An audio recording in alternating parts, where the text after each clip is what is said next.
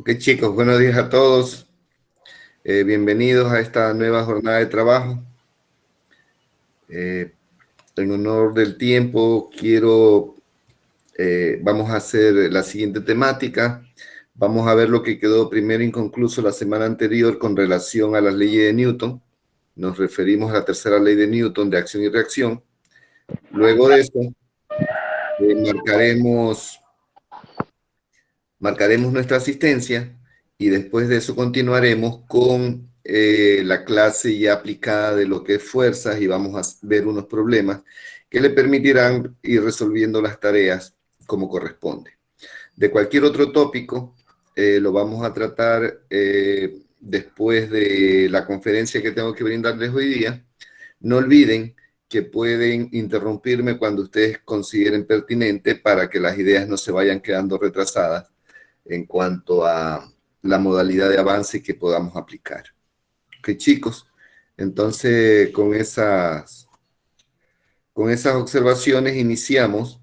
Voy a compartir mi pantalla con ustedes para poderle mostrar.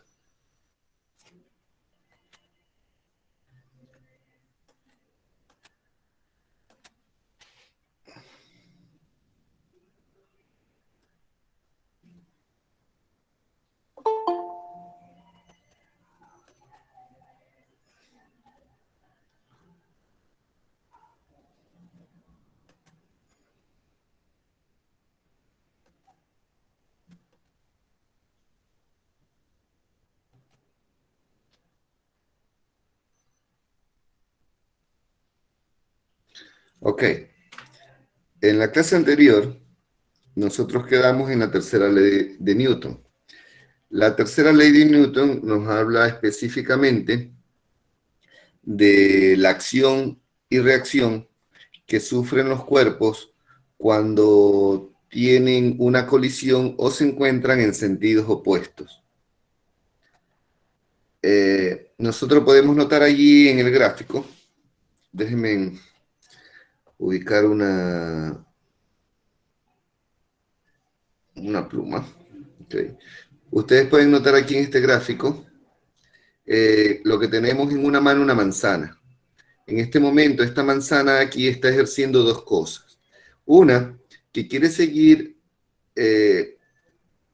bajando por acción de la atracción del centro de la Tierra hacia este cuerpo, y otra, que hay una fuerza que no le permite que descienda, una fuerza que podemos decir que está en sentido inverso, que es hacia arriba, que es la fuerza que hace la mano para que la manzana no siga en movimiento en caída libre.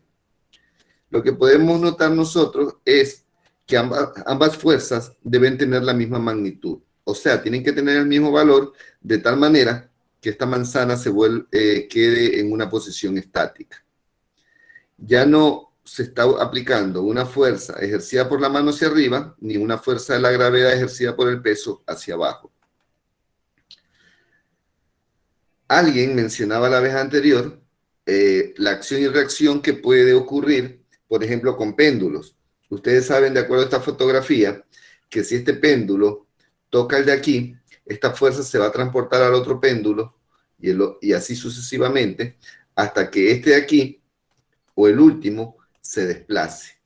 ¿Se desplace en qué proporción? En la misma proporción que está aplicándose en la misma proporción que existe en el primer golpe. Entonces, tenemos que tener claro que la reacción y la acción son es un conjunto de dos acciones que ocurren al mismo tiempo. ¿Ok? Podemos tener aquí otro ejemplo. Por ejemplo, vemos allí a un ser humano con un asno en el que se está ejecutando precisamente esta tercera ley. Hay una persona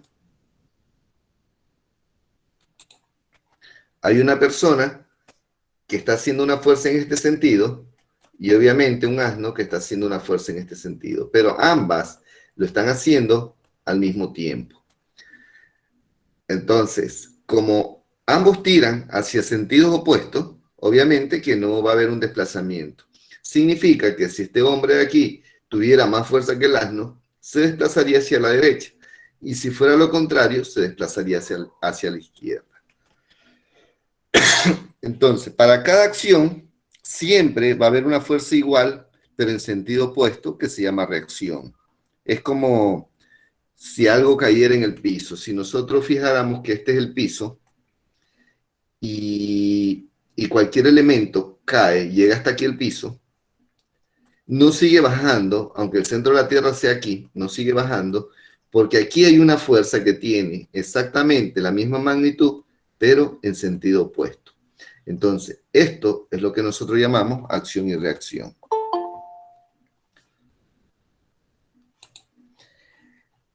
Las fuerzas siempre van a ocurrir en pares. O sea, que no va a haber solo una fuerza individual. Es imposible que aquí solo haya esta fuerza y nada más. No, siempre debe haber algo que la compense o que la ponga en su momento estático. Siempre van a ser dos. Y la magnitud igual. Entonces, aquí nosotros podemos ver algo. Podemos ver, ya si lo estudiamos como partícula, podemos ver que aquí hay un cuerpo. Y este cuerpo rojo lo denominamos cuerpo 1 y este cuerpo 2, azul, lo denominamos cuerpo 2. Entonces, si colisionan o si se encuentran, el cuerpo 1 obviamente que va a aplicar una fuerza que va del 1 al 2 y la partícula azul va a ocasionar una fuerza que va del 2 al 1. Cuando nosotros hacemos la ecuación correspondiente, vamos a encontrar que esta fuerza 1 y 2 debe ser igual a la fuerza 2,1, que va a ser negativa porque tiene otra dirección. O sea, cualquiera de las dos puede ser negativa. Nosotros somos los que definimos eso, tal como lo habíamos dicho anteriormente. Bajo esa circunstancia y para los cálculos que necesitamos, entonces, ¿qué tenemos? Tenemos nosotros aquí que tenemos una masa, que esta masa, por si está en caída libre, va a tener un peso y ese peso va a ser igual a la masa por la gravedad, ¿verdad? Entonces aquí tenemos esta flecha roja que significa la fuerza que está haciendo hacia abajo. Entonces, existe una fuerza que es llamada fuerza normal, que es aquella que se ejerce sobre el objeto que está en contacto con otro objeto. Si alguien me ayuda, por favor, hay una persona que se llama María Garaví, un compañero de ustedes, que está tratando de ingresar desde hace un momento con una cuenta que no es de la universidad y por eso es que no tiene acceso. Por favor, si alguien le puede avisar por medio de un mensajito que ingrese con su cuenta institucional. Muchas gracias. Bueno, entonces, ¿qué ocurre aquí? Ocurre que esta fuerza que tiene una magnitud, al momento en que llega al piso, se genera una fuerza que va en sentido inverso. Esa fuerza que va en sentido inverso, que tiene la misma magnitud, pero dirección opuesta, es lo que nosotros conocemos como una fuerza normal. Es una fuerza que aparece. Entonces, la fuerza normal va a ser igual siempre a la masa por la gravedad. Y tengamos claro esto, que la fuerza normal y el peso no constituyen un par acción-reacción. No lo constituyen. Aquí no está viendo acción y reacción. Aquí sencillamente está viendo una compensación de fuerza en sentido inverso y es lo que llamamos fuerza normal. Entonces, cuando nosotros calculamos una masa y tenemos como relevancia que aquí hay un peso que va a ser igual a la masa por la gravedad, pero tenemos una fuerza normal que es superior, entonces significa que esta caja de aquí puede moverse solo hacia arriba. Entonces, si formamos nosotros un plano cartesiano donde tenemos líneas de referencia X y Y, vamos a encontrar que si nosotros aplicamos una fuerza en X y le sumamos o aplicamos la fuerza en Y, que es la que nos está dando la relación del peso, entonces vamos a tener una resultante. La resultante va a ser esta fuerza que está marcada aquí en la parte de abajo, que tiene relación con un ángulo. Esa fuerza normal entonces va a ser igual ¿a qué? A la masa por la gravedad por la fuerza en Y, o sea, por la fuerza de caída o por la fuerza vertical que tenga. Ahora, si esa misma masa, la fuerza normal fuera más pequeña que la fuerza del peso, entonces se estaría dando lo contrario, lo que ustedes pueden ver aquí en este gráfico geométrico, donde tenemos una fuerza en Y que es bien cortita, nos va a dar una resultante en este sentido hacia el primer cuadrante, y la fuerza normal entonces sería igual a la masa por la gravedad, pero menos la fuerza en Y. Y ahorita vamos a plantearlo en problemas para que nosotros lo comprendamos de mejor manera. Ahora, esto es cuando tenemos la fuerza normal o mayor al peso o la fuerza normal menor al peso. Pero también existe una variante que es cuando esta fuerza normal está en una masa que se ve inclinada. Como pueden notar, el momento que está inclinado, obviamente que vemos esta fuerza normal en esta posición y vamos a decir, pero esto no es vertical. O sea, no es vertical porque vertical sería así, pero si es perpendicular a la base, quiere decir que aquí debe tener 90 grados. El momento que tiene 90 grados ya es perpendicular, por lo tanto esta sería la dirección que asume lo normal. ¿Y qué es lo que vemos? Nosotros vemos entonces que los componentes rectangulares de esta masa van a estar compuestos por la función que genera en Y por la función que se genera en X. Al tener la sumatoria de estos dos, yo voy a tener el peso, que es la masa por la gravedad. Y esto tiene una relación con el grado de inclinación que se encuentra en el plano que lo soporta. Entonces la fórmula ahí sería, la fuerza normal sería igual a la masa por la gravedad por el coseno del ángulo que forme. Entonces, como para hacer un resumen así breve, a esto que nosotros ya vimos en semestres anteriores, entre las tres leyes de Newton, podemos ver que hay primera, segunda y tercera. Y todas estas leyes nos van a permitir que nosotros podamos calcular los choques de partículas o las colisiones. Si nos venimos a la primera, nos está hablando sobre un objeto que está en movimiento, pero sin aceleración. Entonces, esta primera ley nos establece de que nosotros estamos hablando de que si un cuerpo está en reposo, quiere seguir en reposo, y si un cuerpo está en movimiento, quiere continuar en movimiento. Cuando hablamos de toda esa fuerza, estamos hablando de la ley de la inercia. ¿Ok? Esta misma ley de inercia cambia o se transforma solamente cuando se aplica una fuerza y el momento no es lineal. Entonces, allí pasaría esta primera ley a convertirse en la segunda ley de Newton por la aplicación de una fuerza. Como la segunda fuerza está hablando la segunda ley está hablando precisamente de la fuerza, está hablando de la aceleración, porque la aceleración y el cambio de dirección es lo que definen que un cuerpo está en movimiento.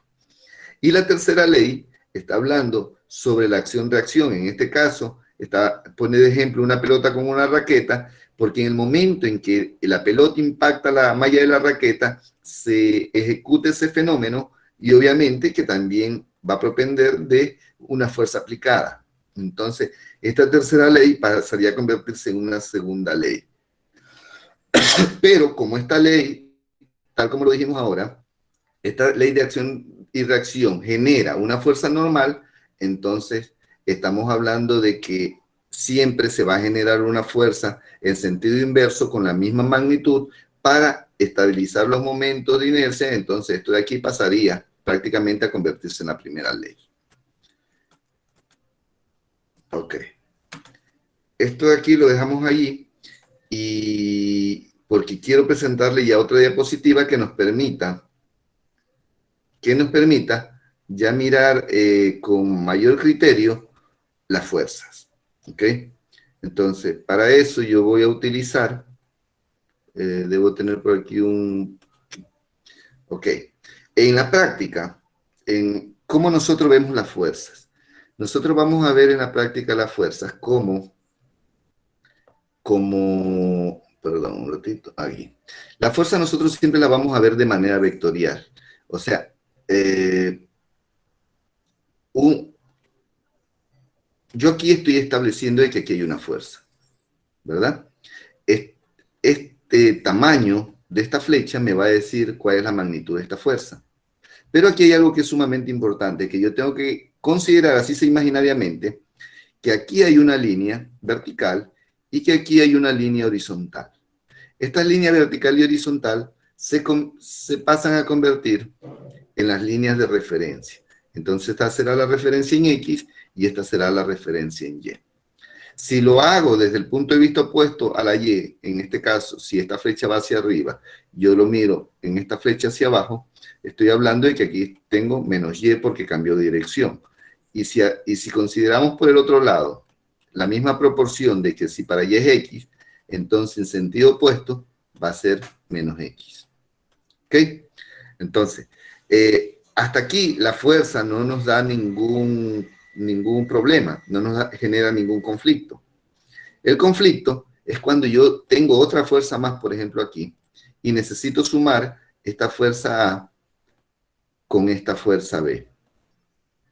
Y nos genera un problema mayor si yo en vez de sumarlo quiero multiplicarlo, quiero dividirlo, quiero sumarlo, porque voy a tener otros vectores que no me van a permitir tener una idea clara o un parecido a las direcciones que están tomando. Entonces, en vista de eso, vamos a ver una diapositiva rapidito que nos diga cómo funcionan estas flechas, a la cual se llaman vectores. ¿Ok? Cuando nosotros vemos los vectores, quiero también avisarles de que esto de aquí, esto que le estoy dando, no tiene, tal vez ustedes no lo encuentren dentro del cronograma de estudio, porque esto es algo que ya suponemos que ustedes lo conocen. Pero para garantizarnos el desenvolvimiento del curso, yo aquí hacemos un repaso, porque quiero tener la garantía de que sabemos de qué estamos hablando, porque sin esto no podemos continuar, porque de aquí para allá, todo lo que es estática se va a convertir en fuerza. Muy bien. Entonces miremos. Cuando hablamos de vectores tenemos que tener presente algo. Tenemos que tener una relación de poder distinguir si estamos hablando, que cuando hablamos de magnitudes, qué tipo de magnitudes, espérense un ratito que estoy buscando una pluma, aquí está. Ya. Debemos tener claro qué cosa es una magnitud física. Pues una magnitud física es todo, absolutamente todo lo que se puede medir. ¿Okay? Cada vez que hablemos de una magnitud física, vamos a hablar de la distancia, del tiempo, de la temperatura, de la velocidad, de la rapidez, del peso, de la masa, etc. Todas estas magnitudes se clasifican en dos partes. Una parte que es escalar y la otra parte que es vectorial. Cuando hablamos de magnitud escalar nos estamos refiriendo, por ejemplo, en antes que hicimos el plano cartesiano, de que aquí hay una escala, o sea que hay un valor frío definido que está dado. Por ejemplo, dicen temperatura 37 grados, ya es porque la temperatura, el nivel de mercurio llegó hasta esta línea, por decir algo. Entonces, el tiempo también lo definimos. Nosotros podemos hacer aquí un análisis y decir que aquí hay 1 hora, que hay 2 horas, que hay 3 horas, acá hay 4 horas, y que una partícula se va desplazando con relación a este tiempo que nunca va a cambiar, que siempre va a ser 1 hora, que siempre va a ser 2 horas, que siempre va a ser 3 horas, y lo que sí va a cambiar es la partícula, la dirección y el movimiento de la partícula. Entonces, todo esto que nosotros lo vemos en escala se llama magnitud escalar y se resuelve con el álgebra ordinaria, o sea, es una suma lineal de primero o segundo grado. Cuando hablamos de la magnitud vectorial, entonces ya tenemos otros parámetros. ¿Por qué? Porque esta magnitud necesita tener una dirección. ¿Ok? Y dentro de esa dirección podemos mirarlo más o menos así. Tenemos allí un vector, el vector B, y dense en cuenta que está apuntando hacia la parte superior derecha.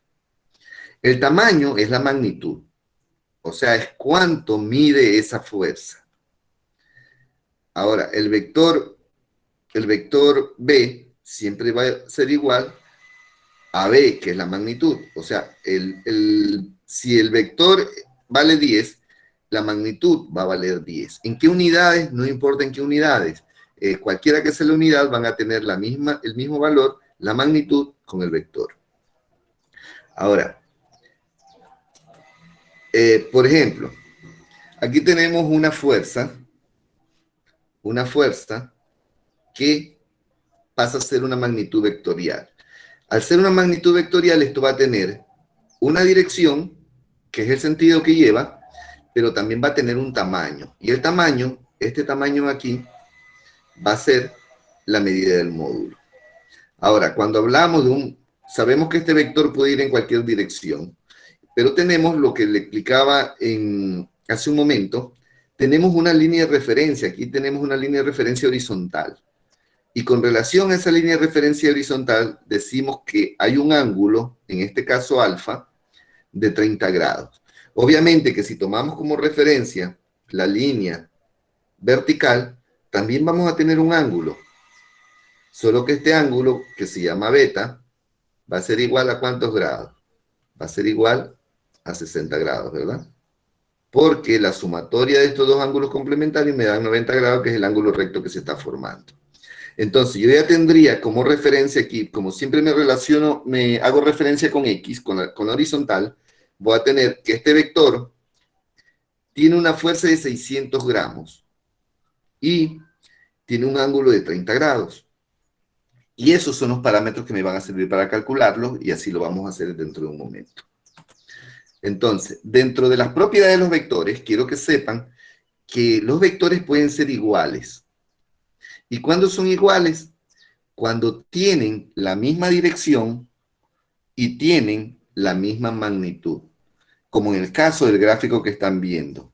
Es decir, que el vector A es igual al vector B. Ahora, ¿cuándo un vector es negativo? Eso hemos venido conversando y le decía que en física no hay negativo para las unidades, pero ¿qué ocurre aquí? Ocurre que si un vector tiene un tamaño y una dirección, y hay otro vector que tiene la misma dirección, pero en sentido opuesto, y la misma magnitud, entonces será un vector negativo. Solo con que cambie la dirección ya es un vector negativo. Ahora, es importante saber eso. No es que a la izquierda es negativo y a la derecha es positivo, ¿no? Yo puedo decir que este vector de aquí es negativo y que este vector de acá es positivo.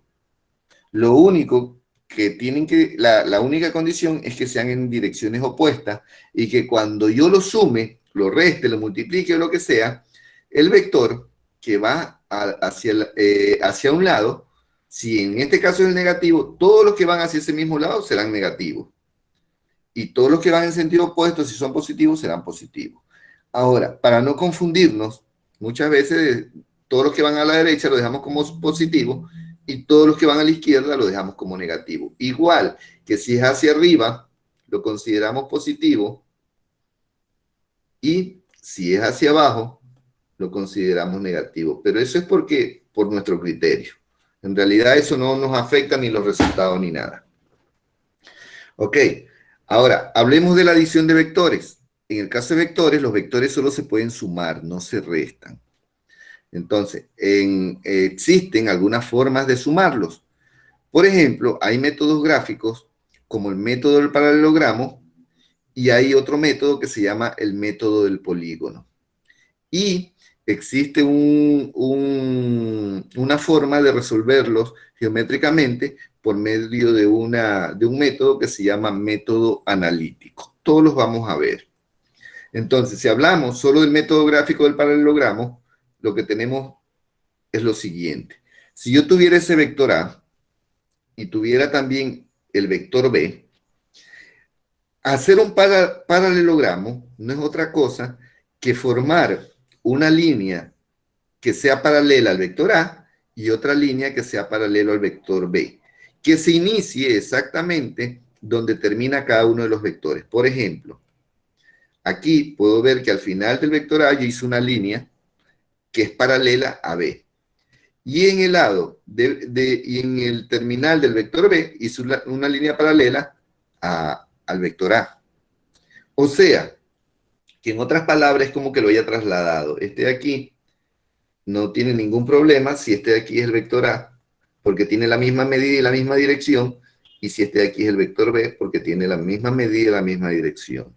¿Cómo sé que tiene la misma medida? Porque puedo medir aquí su magnitud, que es exactamente igual a esta magnitud, y en el caso de B, tiene una dirección aquí, que va a ser la misma dirección que este tenga aquí, y la magnitud va a ser la misma de B que la magnitud que se refleja acá, en este lado. Entonces, automáticamente estoy reflejando. Y aquí, ¿qué es lo importante? Como ya hice las dos líneas paralelas a los vectores expuestos, entonces, si yo utilizo el vértice original en dirección al vértice generado, voy a tener un nuevo vector. Este vector normalmente lo voy a conocer con la letra R, que va a significar que es la resultante. Entonces, yo puedo decir aquí que A más B es igual a R, o puedo decir que B más A es igual a R, o puedo decir que R es igual a más B. Entonces, tal como lo tenemos ahí, yo puedo decir que el vector A más el vector B es igual a R, pero no habría ningún problema si yo digo que B más A es igual a R. Disculpe que escribo así feo. O también si decimos que R es igual a A más B. No hay ningún problema. ¿Ok? Aquí no vamos a alterar ningún resultado cuando nosotros planeamos eso. Me decían algo, dígame. ¿Querían preguntar algo? Bueno, continuemos entonces. Entonces, este es el método del paralelogramo. Ahora viene el método del polígono. Vamos a poner los mismos vectores A y B de referencia para que vean cuáles son los cambios. Si ustedes se dan cuenta, aquí está el vector A y ahora voy a sumarle el vector B, pero ya no lo voy a poner como lo tenía al inicio, sino que voy a poner uno a continuación del otro. No importa si pongo primero el A y después el B o si primero pongo el B y después el A, no hay problema. Lo único que sé es que cuando hago un polígono, tengo que ir graficando con la misma magnitud y la misma dirección del vector, tengo que ir graficando uno a continuación de otro. Entonces aquí está el vector A y ese vector B, que hace un momento se encontraba aquí, hace un momento se encontraba ahí, ahora se encuentra a continuación del otro. Entonces, ¿qué es lo que genera? Aquí genera que que tenga un inicio aquí y que tenga un final aquí. ¿Ok? Si nosotros unimos desde el inicio hasta el final en forma de flecha, vamos a tener una resultante. ¿Ok? Esa es la resultante de la suma de este polígono. Pero ¿qué ocurre aquí? Si yo me voy a la diapositiva anterior, des en cuenta que A más B tiene esa R. Y acá, A más B tiene exactamente la misma R, o sea, es la misma resultante. ¿Qué significa eso? Que bajo cualquier condición y planteamiento o cualquier método utilizado, la respuesta va a ser exactamente la misma. ¿Ok? Entonces, A más B es igual a R. Ahora, des en cuenta lo que estoy haciendo en la parte de abajo. Si tengo el vector B y tengo el vector A y lo sumo, la resultante va a ser la misma. O sea que yo puedo sumar A más B o puedo sumar B más A y la resultante no se va a alterar en absoluto. Entonces, si comparamos la línea roja, esta línea roja no va a tener ninguna variable con respecto a la línea roja de acá. Estas dos líneas tienen la misma magnitud y tienen la misma dirección. Ya es cuestión gráfico de cómo yo lo quiero plantear. Entonces, ahora vamos a mirar la parte analítica. Para ver la parte analítica, es necesario siempre que yo aprenda a manejar dos leyes más. A ver, puede ser la ley del seno, la ley del coseno, puede también ser el teorema de Pitágoras y también el teorema de Lamy. Ya ambos, todo esto lo vamos a ir, nos vamos a familiarizar tanto porque lo vamos a usar todos los días. Entonces, ¿qué es lo que nos dice? Veámoslos con respecto a los vectores, cómo se nos muestran. Si yo tengo el vector A y tengo el vector B, tal como lo vimos hace un momento en el método del polígono, vamos a tener esa resultante. ¿Qué es lo que estamos notando? Estamos notando que nosotros, al sumar dos vectores y al tener una resultante, también estamos formando una figura geométrica. En este caso, hemos formado un triángulo, ¿verdad? Ustedes se acuerdan en geometría de los triángulos que nosotros calculábamos los lados y calculábamos los ángulos. Entonces, para calcular un triángulo, ¿qué necesitamos? Necesitamos saber lo mismo que aprendimos en la escuela. Si los ángulos son rectos, el teorema de Pitágoras. Si los ángulos son obtusos, necesitamos ley de seno, ley de coseno. Si no conocemos las leyes, podemos utilizar funciones trigonométricas y en uno que otro caso necesitaríamos funciones trigonométricas inversas. No hay problema. Pero miremos aquí qué viene. Des en cuenta que si yo extiendo el vector A solo para mostrar una línea de referencia, ¿qué es lo que tengo? Tengo allí, se me va a generar un ángulo. Des en cuenta que yo ya tengo un ángulo. Pero cuando extiendo esta línea de referencia, aquí yo tengo un ángulo, pero aquí también tengo un ángulo. Tengo dos ángulos. Y si yo quiero complementar los ángulos, aquí genero otro ángulo más. Entonces, como normalmente nosotros no tenemos una fórmula definida, sino que la fórmula la vamos planteando de acuerdo al problema, ¿qué problema tendríamos aquí? ¿Qué podríamos decir? Podríamos decir que el ángulo alfa, perdón, podríamos decir que aquí hay un ángulo. Si ustedes notan la línea, de aquí a aquí, este es un ángulo. ¿Un ángulo de cuánto? Es un ángulo de 180 grados, ¿verdad? Pero como el ángulo alfa solo llega hasta aquí, entonces toda esta partecita de aquí, yo tengo que quitársela. Entonces digo que alfa va a ser igual a 180 grados menos tita. ¿Ok? Entonces, aquí ya comienzo a plantear el posicionamiento geométrico de ese triángulo. Entonces, si nosotros vemos esta fórmula que está aquí y la vemos hasta aquí, ¿qué es lo que estamos viendo? Estamos viendo el teorema de Pitágoras, que si me atrevo a despejarlo o a visualizarlo de otra manera, ¿qué es lo que tendría? Que la resultante es igual, voy a cambiar el exponente, hacerlo radical, a la raíz cuadrada de a cuadrado más b al cuadrado, ¿verdad? Esto ya todos lo sabemos. Listo. Pero aquí, como repaso, lo miramos de nuevo. Pero tengo una posición que tengo aquí estos dos vectores que debo restarlo, por lo tanto le pongo menos 2ab por el coseno que se forma aquí en este ángulo de aquí. Entonces, esto que están viendo ahí no es otra cosa en su conjunto que una de las fórmulas de la ley del coseno. ¿Y por qué digo una de las fórmulas? Porque esto va a cambiar dependiendo de qué lado yo lo esté mirando.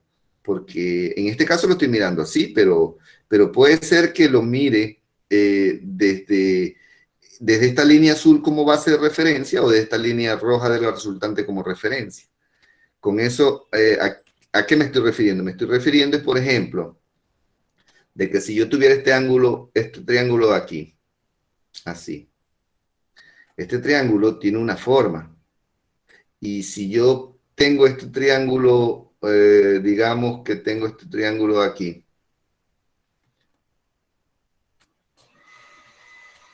tiene otra forma. Y si asimismo yo tengo este triángulo de aquí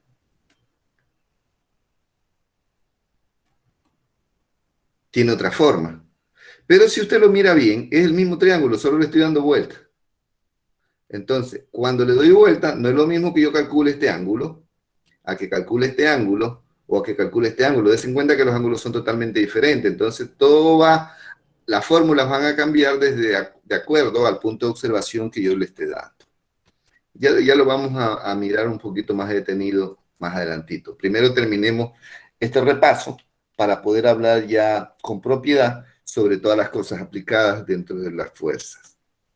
Ok, entonces, aquí, si yo hago el despeje de esta fórmula total, voy a tener entonces que la resultante va a ser igual a la raíz cuadrada de a cuadrado más b al cuadrado menos 2ab por el coseno del ángulo. Eso en cuanto a la ley del coseno.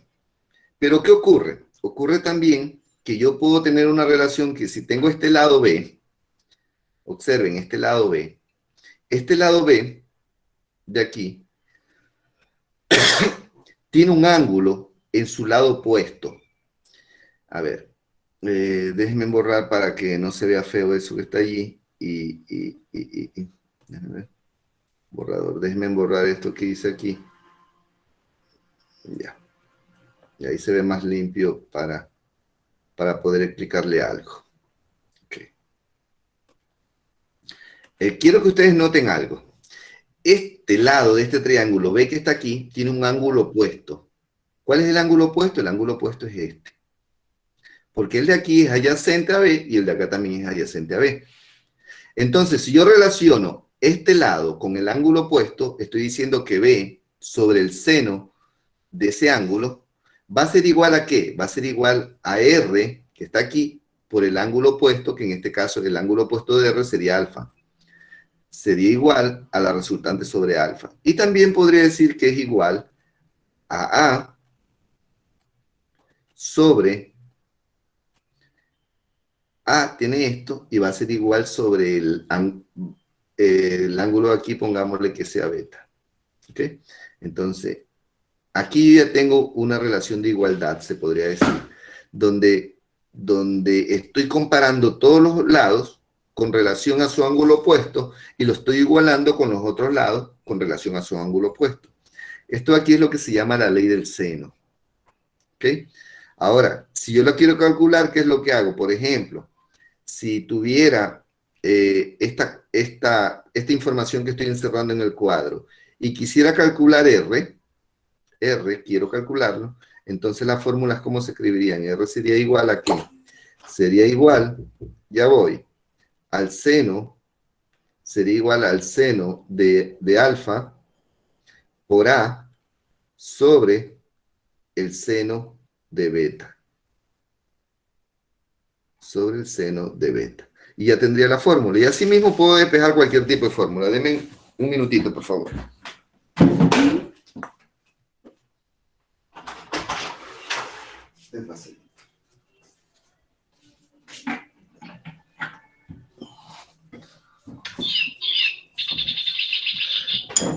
Ok, disculpen la interrupción. Entonces, si fuera el caso de que yo quiero despejar cuánto va el ángulo de beta, por ejemplo, yo entonces tendría que poner que el seno de beta va a ser igual a ¿qué? Al seno de alfa,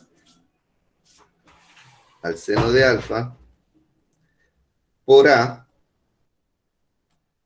sobre la resultante, ¿verdad? Sobre R. Y así sucesivamente. Entonces, ¿qué es lo que le quiero decir con todo esto? Que en geometría, yo sé que mucha gente lo primero que hace es copiar la fórmula, pero es importante mejor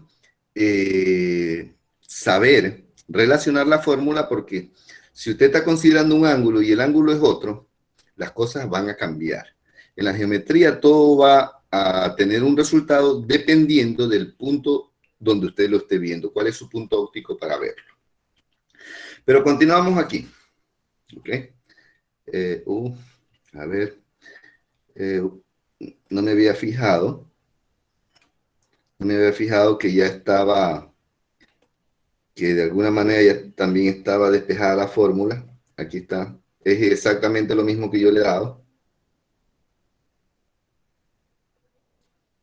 Pero no sabía que lo tenía en la diapositiva.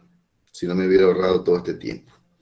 Pues bien, entonces, cuando nosotros lo vemos así, vamos a tener que si aquí queremos despejar todavía, despejar más, solo queremos saber, ya no queremos saber el seno de este ángulo, sino solo el ángulo, a cuántos grados equivale. Esto va a ser igual al seno a la menos 1, que encerraría a B por el seno de alfa sobre la resultante. Entonces, estamos convirtiendo solo en un módulo la fórmula. Ahora, de acuerdo a lo que les dije, vienen las propiedades de los vectores. Des en cuenta que aquí tenemos el mismo gráfico que teníamos en la de diapositiva anterior. Tenemos la misma fórmula que teníamos en la diapositiva anterior. ¿Qué es lo que hemos cambiado? Que en la diapositiva anterior, aquí decía el coseno de alfa, ¿verdad?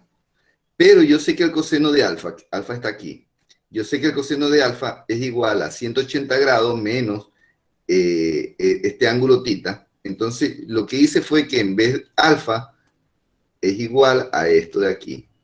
Alfa va a ser igual a todo esto que está aquí en el paréntesis. ¿Ya? Lo único que hice fue reemplazar alfa. ¿Y por qué lo hice?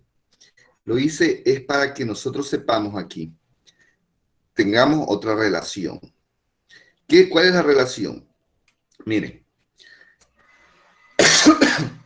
nosotros podemos saber, aquí yo le voy a dibujar aquí le voy a dibujar un vector, más o menos, se va feo. Aquí lo dibujamos y hagamos de cuenta que es horizontal, no me critiquen eso. Aquí yo tengo un vector A. Si yo tengo otro vector que sale de aquí mismo, pero en sentido opuesto, como aquí es el centro, entonces yo voy a decir que de aquí a aquí hay 180 grados. ¿Ok? Que es la relación que estoy haciendo en esta parte. Pero si estos dos vectores van en la misma dirección, ¿qué ocurriría? Ocurriría que este va para acá, igualito, y el de aquí también va para acá. O sea que hay dos, uno montado sobre otro. Lo que equivaldría que aquí, ¿cuántos grados habría? Habría aquí 0 grados. ¿Ok? Mientras que hay 180 cuando esté expandido, cuando los dos están unidos hay 0 grados. Ahora, si este ángulo es igual a 0 grados, o se desplaza al coseno de 180 grados, el resultado va a ser igual a menos 1. Entonces, ¿yo qué quiero que hagan ahora? Quiero que tomen su calculadora y pongan ahí cuánto equivale el coseno de 180 grados en su calculadora. Va a salir que el resultado de 180 grados es menos 1. Por eso está aquí puesto menos 1. ¿Ok? Ahora, si estamos en esta condición, entonces, ¿qué es lo que tenemos en esa fórmula? Tenemos que la resultante al cuadrado es igual a cuadrado más b al cuadrado más 2ab. ¿Ya? Aquí ya estoy utilizando la función pitagórica. Entonces, ¿qué es lo que tenemos? Cuando yo veo esta cifra de aquí, automáticamente me acuerdo de tercer curso en el colegio, donde nosotros vimos factoreo. ¿Y qué es lo que me está mostrando? Que esta cantidad que está escrita aquí es un trinomio cuadrado perfecto, ¿verdad? Entonces resuelvo por trinomio cuadrado perfecto y ¿qué tengo? Que a al cuadrado más 2ab más b al cuadrado, aquí lo estoy ordenando, va a ser igual a ¿qué? A más b al cuadrado. Entonces, utilizando simples procedimientos algebraicos, yo tengo ese resultado. ¿Y para qué tengo ese resultado? Sencillamente para demostrarle que A más B es igual a R, o R es igual a más B. O sea que si yo sumo A más B por medio de esta ley que se llama la ley del coseno, yo obtendría el mismo resultado. Obtendría una suma vectorial en similar a las que vimos en los métodos gráficos. Ahora, déjenme borrar aquí para que vean cuál es el resultado de...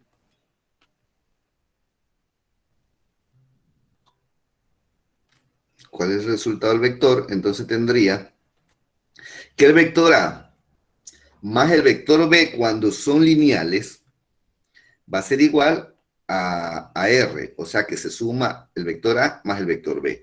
El problema de aquí es cuando no son lineales, no están en la misma dirección, y por lo tanto tenemos que calcular cuál es el valor que tiene con relación a X y cuál es el valor que tiene con relación a Y. Ahora, ¿qué pasaría si ahora el vector va del otro lado? Tenemos exactamente la misma condición, pero considerando algo, que considerando que si el ángulo que está aquí de tita ahora está en la misma dirección, como lo explicamos en antes, aquí uno y aquí encima el otro, formando 0 grados, entonces si usted va a su calculadora y pone cuál es el coseno de 0 grados, le va a dar como resultado 1. Ya no menos 1, sino 1. ¿Por qué? Porque cambió la posición. Entonces tenemos, bajo ese margen, la misma ecuación de la vez anterior, solo con un cambio, que si ustedes notan, aquí tengo más y acá tengo menos, y de acuerdo a esta ley de los signos, más por menos es menos, entonces esto se hizo negativo en la fórmula. Des en cuenta que puede ser positivo o puede ser negativo. Entonces, ¿qué es lo que nos está demostrando aquí? Viene nuevamente el caso de factoreo, el tercer caso de factoreo, el trinomio cuadrado perfecto, viene la resultante. Lo que estamos notando aquí es que R ya no es igual a más B. Estamos demostrando que si el ángulo cumple otra condición, ya el resultado es A menos B, o sea, estaríamos haciendo una sustracción de vectores. Si lo graficamos, ¿qué es lo que vemos? Que mientras A está en la misma posición de B, B al tener un sentido contrario, está graficado ahí con azul, lo que va a hacer que la resultante sea solo ese pedacito. Muy diferente a lo que ocurrió en la plantilla anterior, que está aquí. A más B, en el mismo sentido, des en cuenta, da una resultante grande, y A más B, cuando se invierten los valores, cuando se hace resta, ahora la resultante es una resultante pequeña. ¿Qué motivó todo esto que hemos hecho? Solo un signo, solo que cambió el signo. ¿Ok? Entonces, eso es lo que es la suma de vectores. Ahora, como de acuerdo a lo que le he dicho, también ustedes pueden decir, bueno, pero también hay resta de vectores. Y es por eso que pusimos esta diapositiva aquí que dice sustracción de vectores. ¿Con qué afán? Con el afán de factorizar una resta que es solo como un ejemplo demostrativo, es solo un ejemplo didáctico, donde nosotros vamos a decir que A menos B, des en cuenta que esto es una resta, esto es una sustracción de vectores, A menos B, una resta. Pero ¿cómo lo operabilizo? Lo operabilizo como una suma, o sea que A, que es positivo, lo sumo, des en cuenta que lo sumo, no lo resto, lo sumo con el valor de B, que es negativo. Obviamente que aquí nuevamente entran a participar la ley de los signos y A más B, perdón, más por menos es menos. ¿Y qué es lo que voy a tener? Voy a tener que si el A está allí, la B está allí, como este es el vector inicial que nosotros utilizamos como referencia, pero este B era positivo. Para que sea negativo, ¿qué es lo que tengo que hacer? Cambiarle la dirección. Y observen que si le cambio la dirección, ya este vector no sería ese, sería el de acá. ¿Ok? En el mismo sentido, la misma magnitud, pero en sentido contrario.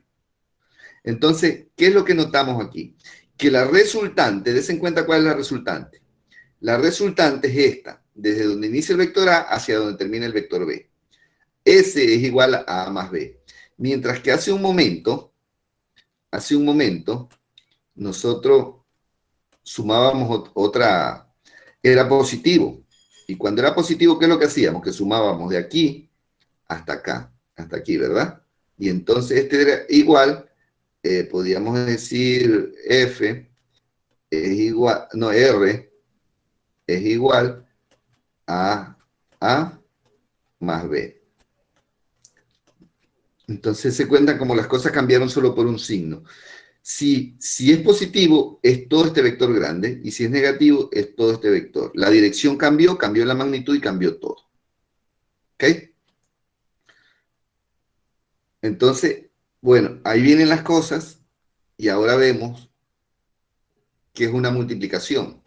Nosotros podemos multiplicar de dos formas. O multiplicamos entre un escalar y un vector, y eso se denomina multiplicación punto.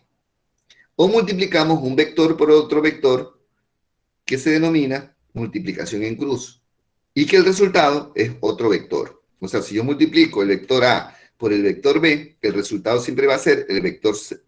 El vector C. Ok, entonces, vamos a hacer una cosa. En este momento, vamos a parar 5 minutitos ahí para respirar, para que ustedes me planteen preguntas concretas, pero también para marcar la asistencia. La asistencia le va a pedir una clave, y la clave es la siguiente. Son 4, 5, 5, 5, 5, y regresamos en 5 minutos.